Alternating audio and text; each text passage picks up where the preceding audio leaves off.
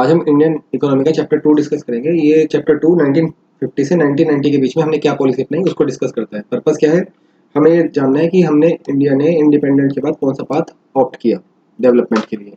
Independence के बाद government के को 3 चीज़ों पर फोकस करना था, एग्रीकल्चर पे, इंडस्ट्री पे और फॉरेन ट्रेड पे। इनको डेवलप करना था क्योंकि एग्रीकल्चर में हम रॉ मटेरियल ज़्यादा एक्सपोर्ट कर रहे थे और इम्पोर्ट कर रहे थे फिनिश गुड्स। इंडस्ट्रीज हमारी काफ़ी कम थी और फॉरेन ट्रेड हमारा रॉ मटेरियल ज़्यादा एक्सपोर्ट हो रहा था और हमारा फिनिश गुड्स इंपोर्ट हो रहा था। तो इंडिया ने इसके लिए मिक्स इकोनॉमी अपनाई जिसमें गवर्नमेंट और प्राइवेट बहुत काम करते हैं। देखिए, जहाँ पर सिर्फ गवर्नमेंट काम करे वो सोशलिस्ट इकोनॉमी है, जहाँ पर सिर्फ प्राइवेट काम करे वो कैपिटलिस्ट इकोनॉमी है। गवर्नमेंट ने इसके लिए प्लानिंग कमीशन बनाया। प्लानिंग कमीशन 1951 में बना और इसके जो हेड होते हैं वो पीएम होते हैं। 2015 में इसका नाम बदल के नीति आयोग कर दिया गया। इसने 5 ईयर्स के प्लान और 30 ईयर्स के प्लान बनाए। जो 30 ईयर्स के प्लान थे वो लॉन्ग टर्म थे और जो शॉर्ट टर्म थे वो 5 ईयर्स के थे। प्लान क्या होता है बेसिकली, ये वो एक्शनेबल गोल्स हैं या जिनके स्पेसिफिक ऑब्जेक्टिव हैं जो नेशन अचीव करना चाहता है एक समय के बाद। प्लानिंग क्यों इंडिया ने अपनाई? क्योंकि इंडिया को इकोनॉमिक प्रोस्पेरिटी जो हमारी छिन गई थी हमें वो अचीव करनी थी। पहले 5 ईयर प्लान में हमने एग्रीकल्चर लिया और सेकंड 5 ईयर प्लान जो 1956 से शुरू हुआ उसमें हमने इंडस्ट्री ली। पहले तो इनके 5 ईयर प्लान के हम गोल देख लेते हैं क्या होते हैं। ग्रोथ होता है, मॉडर्नाइजेशन, सेल्फ रिलायंस और इक्विटी। ग्रोथ का मतलब क्या है? Increasing production capacity. Production capacity बढ़ाना ग्रोथ है। मॉडर्नाइजेशन का क्या है? न्यू टेक्नोलॉजी अडॉप्ट करना। सेल्फ रिलायंस का मतलब क्या है? अपनी ही कंट्री में वो गुड्स प्रोड्यूस करना, इंपोर्ट को बदल देना। और इक्विटी क्या है? जो वेल्थ डिस्ट्रीब्यूशन में जो लोगों के पास, कुछ लोगों के पास बहुत सारा पैसा है और कुछ लोग बहुत ही गरीब हैं, तो उनके बीच का डिफरेंस कम करना, ये हमारे कुछ गोल्स थे 5 ईयर प्लान के। अब फर्स्ट 5 ईयर प्लान है हमारा एग्रीकल्चर का। इसमें एग्रीकल्चर का जो रोल था हम देख लेते हैं कि उस समय क्या रोल था। हमारे एग्रीकल्चर का शेयर था जीडीपी में 59%, एम्प्लॉयमेंट में शेयर था 80%, रॉ मटेरियल इंडस्ट्री को देता था ये, और हमारे फॉरेन ट्रेड में एक इंपॉर्टेंट रोल प्ले कर रहा था, और हमारे घर के खाने के लिए भी एग्रीकल्चर हमें प्रोडक्ट देता था। इसके सामने चैलेंजेस क्या थे? प्रेशर ऑफ पॉपुलेशन, पॉपुलेशन का काफ़ी प्रेशर था, लैंड डिग्रेडेशन थी, लैंड काफ़ी ख़राब थी और क्रेडिट फैसिलिटी बैंक से नहीं मिल पा रही थी, छोटी छोटी ज़मीन थी, सिंचाई की कोई व्यवस्था नहीं थी और जो रेंट था वो बहुत ही हाई था। फिर हमने इसके सोल्यूशन क्या निकाले? इन सब का सोल्यूशन सामने दिया गया है। हमने हाई यील्डिंग वैरायटी, अच्छी क्वालिटी के सीड यूज़ करने शुरू कर दिए, फर्टिलाइजर का यूज़ शुरू कर दिया, बैंकों से क्रेडिट लेने शुरू कर दिया और ज़मीनों को कंसोलिडेशन किया, इकट्ठा कर दिया ज़मीनों को, और इरिगेशन में बढ़ावा किया और जमींदारी सिस्टम को खत्म कर दिया। सब्सिडी क्या होती है? सब्सिडी वो मॉनेटरी असिस्टेंस है जो गवर्नमेंट आपको प्रोडक्शन करने के लिए देती है। अगर हम बात करें ग्रीन रिवोल्यूशन की, तो ग्रीन रिवोल्यूशन 1965 में आया, एम एस स्वामीनाथन में आया। ये क्या है? ये हमारी प्रोडक्शन को बढ़ाने की टेक्निक है। इसमें क्या होता है? Great increase in production of food grains. कैसे? हम अच्छी क्वालिटी के सीड यूज़ करते हैं, अच्छी क्वालिटी के पेस्टिसाइड यूज़ करते हैं, अच्छी मैनेजमेंट टेक्निक लगाते हैं, अच्छी इरिगेशन फैसिलिटी होती है, गुड इरिगेशन फैसिलिटी। इसके इफेक्ट क्या हुए?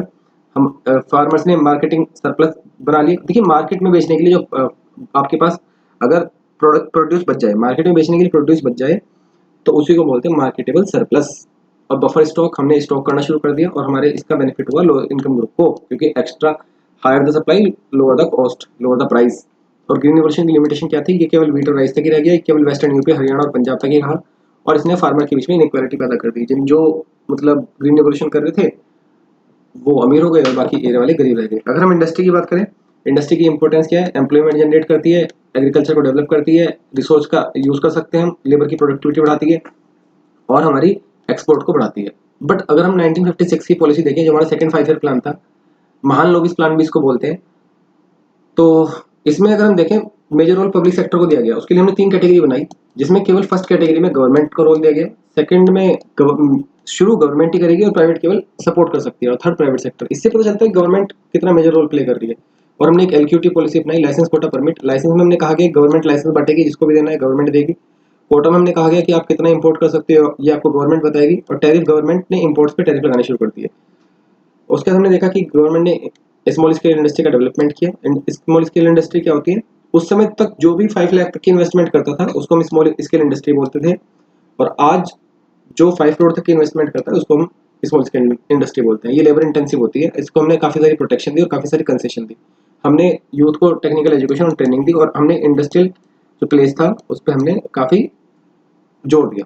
अब अगर हम बात करें पब्लिक सेक्टर के रोल की और उनका क्या प्रॉब्लम रही है उनके साथ, देखिए हमने हमारा उनका रोल था, हमने जो उनको रोल दिया था, क्यों उनको हमने कहा था कि आप पब्लिक सेक्टर को मेजर रोल क्या दिया था हमने कि इंफ्रास्ट्रक्चर डेवलप करो, बैकवर्ड एरिया को डेवलप करो, इंपोर्ट को सब्सटीट्यूट करो, प्रोडक्शन इंक्रीज करो, और कैपिटल जहाँ पर कैपिटल की ज़्यादा जरूरत है, जो लोगों के पास नहीं है, प्राइवेट लोगों के पास नहीं है, आप वहाँ पर पैसे लगाओ।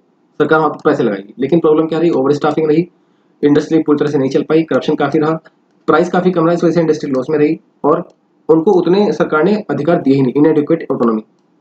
अगर हम बात करें फॉरेन ट्रेड की, तो हम देखते हैं कि हमारे जो एग्रीकल्चर एक्सपोर्ट थे वो कम हुए, अच्छी बात थी, रॉ मेटेरियल कम जाने लग गया, हमारे मैन्युफैक्चरिंग गुड्स में एक्सपोर्ट अच्छा हुआ, बढ़े, और हमारी डायरेक्शन ऑफ ट्रेड चेंज हो गई। पहले जो ब्रिटेन की थी वो अब उसके अलावा भी चेंज हो गई। अगर हम अपनी ट्रेड पॉलिसी देखें तो हमारी इनवर्ड लुकिंग बन गई। इनवर्ड लुकिंग का मतलब होता है इंपोर्ट सब्सटीट्यूशन। इंपोर्ट सब्सटीट्यूशन का मतलब होता है हम अपनी कंट्री में ही वो गुड्स बनाएंगे। इसके बेनिफिट क्या होंगे, हमारे फॉरेन रिजर्व बचेंगे, हमारे मार्केट प्रोटेक्टेड मार्केट हो जाएगा, स्ट्रॉन्ग इंडस्ट्रियल बेस बनेगा। पर इसके क्रिटिसिज्म भी थे कि हमारी जो केवल ग्रोथ रेट रहेगी वो 3.5% रहेगी, कंपटीशन की बहुत कमी होगी, पब्लिक सेक्टर की मोनोपोली हो गई और एफिशिएंसी काफ़ी पोर हो गई। ये पूरा चैप्टर कंप्लीट होता है और इसी के साथ धन्यवाद।